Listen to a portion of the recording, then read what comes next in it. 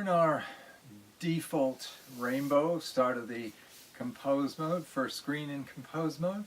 We're going to make a crazy curved lines type hoops, play with a little bit more effects, and this is one of the ways you can do that, but you'll be able to play and experiment so many ways. This just show you one possibility.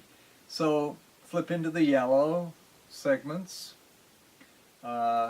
Let's go around here a few times to get what we're looking for. Here is about 12 sections that'll do of lit hoop, and let's go to the purple screen. There it is, and we'll side flip. There we are, we got our confirmation, and we will, as we're doing this, we're going to get all kinds of craziness. So if you carry on, you'll find all kinds of other craziness. Let's go back to segments, and let's wind forward a little bit and just see what we're getting each time.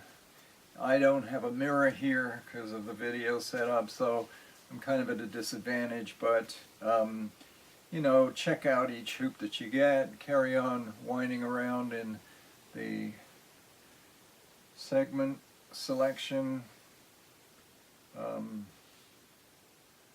you'll get lots of interesting different effects. At any point, you know, if you like the kind of effect but you want to change the color, just go to the red, and now you know you can change your whole color scheme here. We can do that again. Let's say we want to clear the hoop. I think the easiest way would be to do a half off, start again in the compose mode. Maybe we'll start with a different color scheme this time. Let's start with that one. Let's go to the yellow section, screen, sorry, and let's go and find some segmented hoops. This, you know, I'm now going clockwise. It was much faster to go the other way, but let's say we take this one for, this is a little different, it's got bigger sections of lit. Go to the purple screen, there it is, do a side flip. Now you're kind of in something called add effects, and all kinds of craziness will happen. Let's go on a little bit this time. You know, when you have something that looks kind of interesting, go back to the segments, the yellow screen, and play with what happens there. Of course, you won't really know what happens until you do a little bit of movement, and that's why having a mirror is essential, because you won't really be able to see up close what you're doing. So it's so much better to have a mirror. And you know, you'll find lots of fun, different kind of hoops happening, and you can vary all the parameters of them as you get to learn the compose mode and save them and swap them with friends, whatever. Okay. We're in compose mode, default screen, and we're going to make a hoop that has trails that fade out. And the idea is not for you to learn these particular hoops or, you know, be fixed on anything like that. It's just to demonstrate compose mode and get you familiar. If you do these enough times, different things like this, you'll get a familiarity with it to the point that then you can use it as you're moving. And that's the whole idea, you know, how you can integrate all this kind of stuff into expressive movement. We're going to go forward to the yellow bars, and we're going to go counterclockwise once again to getting a bunch of segments, maybe around a dozen, something like that. And then we're going to front flip to the purple. This was the same as in the last demo. Front flip to the purple and do a side flip, and then go counterclockwise.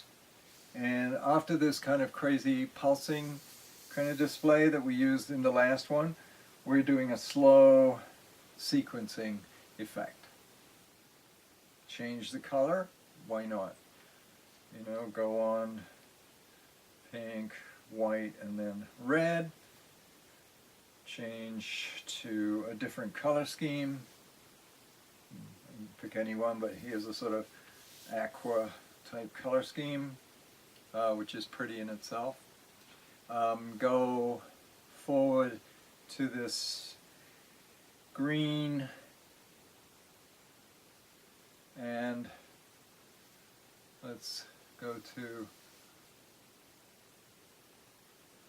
and you'll notice that that's sequencing around the hoop, and as it goes it's fading out.